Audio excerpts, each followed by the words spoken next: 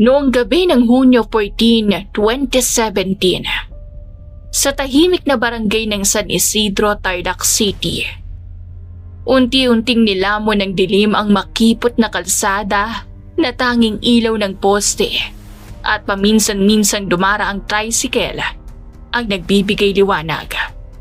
Sa loob ng isang maliit na barong-barong na gawa sa pinagtagpi-tagping yero at kahoy, nakaupo ang 19 na taong gulang na si Mark Anthony Rivera. Isang dating honor student na may pangarap maging engineer. Tahimik siyang nakatingin sa lumang notebook na puno ng mga drawing ng tulay, gusali at makina. Mga pangarap na minsang malinaw sa kanyang isip, ngunit ngayon ay tila unti-unting nawawala. Si Mark ay pinanganak noong Setyembre 12, 1997 sa parehong barangay. Anak siya ng mag-asawang Rogelio Rivera, 46 taong gulang, isang construction worker, at Luz Beminda Rivera, 43 taong gulang, isang labandera. Mahirap ang kanilang buhay. Ngunit sa kabila nito ay kilala si Mark sa kanilang lugar bilang isang batang masipag at matalino.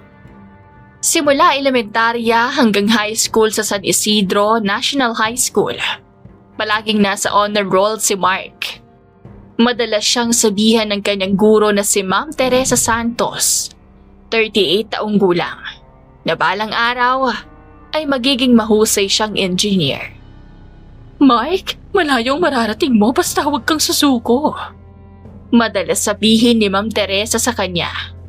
Sa tuwing naririnig iyon ni Mark, napapangiti siya. Sa isip niya, isang araw ay makakatulong siya sa pamilya at makakapagpagawa ng matibay na bahay para sa kanyang mga magulang. Ngunit nagbago ang lahat noong Oktubre 2016. Isang hapon habang nagtatrabaho sa isang construction site sa Capas, Tarlac, nahulog mula sa ikalawang palapag ng gusali ang kanyang ama na si Rogelio. Dinala ito sa ospital ngunit hindi na rin nakaligtas. Sa isang iglap, gumuho ang haligi ng kanilang pamilya. Si Luz Beminda ang natirang magulang, ngunit hindi sapat ang kinikita niya sa paglalaba upang tustusan ang pag-aaral ni Mark sa kolehiyo. Sa kabila ng kahirapan, nakapasa si Mark sa Tarlac State University sa kursong Civil Engineering. Noong Hunyo 2017, nagsimula siyang mag-aral bilang first-year student. Ngunit hindi naging madali ang buhay kolehiyo. Tuwing umaga, naglalakad siya ng halos 4 na kilometro papuntang eskwelahan upang makatipid sa pamasahe. Madalas, pandesal lamang ang kanyang almusal at kung minsan, tubig lang ang laman ng tiyan.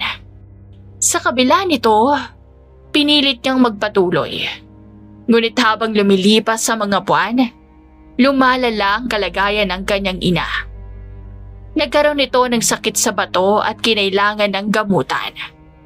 Isang gabi noong Pebrero 3, 2018, habang nakaupo si Mark sa labas ng kanilang bahay, lumapit sa kanya ang isang lalaking kilala sa lugar na si Dennis o Nisoy Garcia, 29 taong gulang. Kilalang tambay at minsan ay nagpapabalitang sangkot sa iligal na gawain. "Mark, narinig ko may sakit ang nanay mo," sabi ni Nisoy habang nakasandal sa motorsiklo. Tahimik lang si Mark. "Kung gusto mo kumita agad ng pera, may racket ako. Madali lang. Magde-deliver ka lang ng maliit na package." Alam ni Mark na may mali. Ngunit sa isip niya ay ang mukha ng kanyang ina na nakahiga sa kama. "Magkano kikitain ko?" Mahinang tanong niya. 1,000 kada deliver. Para kay Mark, napakalaking halaga na iyon. Sa gabing iyon, nagsimula ang pagbagsak ng isang pangarap. Sa una ay simpleng pagdadala lang ng maliit na supot sa isang lugar patungo sa isa pa. Hindi na direktang nakikita kung ano ang laman. Ngunit alam niya sa sarili niyang droga iyon. Tuwing matatanggap niya ang pera, Agad na itong ginagamit sa gamot ng kanyang ina at sa kanyang matrikula. Ngunit habang tumatagal, lalo siyang lumulubog sa sistemang hindi na niya makontrol. Pagsapit ng Mayo 2018, napansin ng pulisya ang pagdami ng droga sa kanilang barangay. Nagsagawa ng surveillance ang mga operatiba ng Tarlac City Police Office. Isa sa mga pangalang lumutang sa kanilang investigasyon ay ang kay Dennis Garcia. Noong Hunyo 18, 2018, isang buy-bust operation ang isinigawa sa isang madilim na eskinita sa San Isidro. Hindi alam ni Mark na ang taong pagbebentahan niya ay isang undercover na pulis. Nang ibigay niya ang maliit na pakete kapalit ng pera, biglang lumapit ang mga armadong pulis. "Pulis to, huwag kang gagalaw." Nanigas si Mark. Hindi siya lumaban.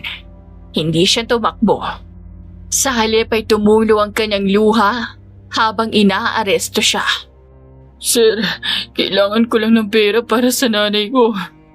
Umiiyak niyang sabi. Ngunit batas ang umiiral. Nang dalhin siya sa presinto, doon nalaman ng mga pulis ang buong kwento.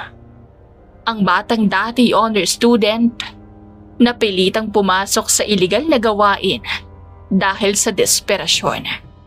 Ang kaso laban kay Mark ay isinampa sa korte. Ngunit habang umuusad ang investigasyon, mas lumawak ang ebidensya laban sa tunay na utak ng operasyon, si Dennis Garcia.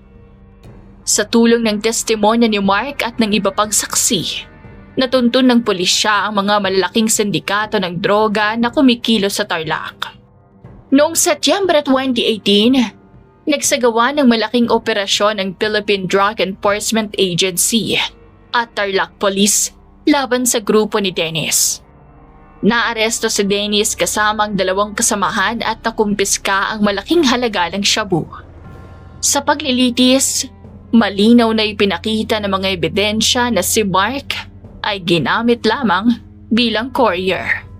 Ipinakita rin ng kanyang mga dating guro ang kanyang school records at testimonya tungkol sa kanyang magandang karakter. Noong Abril 22, 2019, naglabas ng desisyon ang Regional Trial Court. Hiniling ng hukom na si Judge Renato Valdez, 57 taong gulang. Naisaalang-alang ang kabataan ni Mark, ang kanyang kooperasyon sa otoridad at ang katotohanang siya ay pinilit ng kahirapan. Si Dennis Garcia ay nahatulan ng habang buhay na pagkakakulong dahil sa drug trafficking. Samantala, si Mark ay binigyan ng pagkakataong makalaya sa ilalim ng PLEA Agreement at sumailalim sa Rehabilitation at Community Service Program.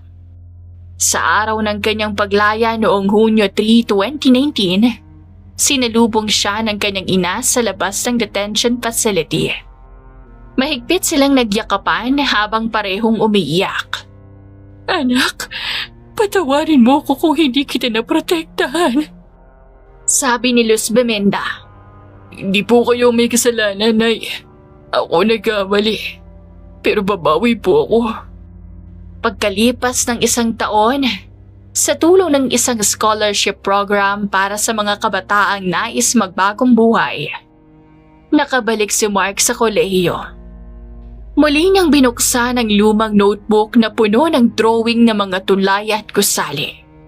Ngunit ngayon, mas malinaw na sa kanya ang kahulugan ng bawat guhit.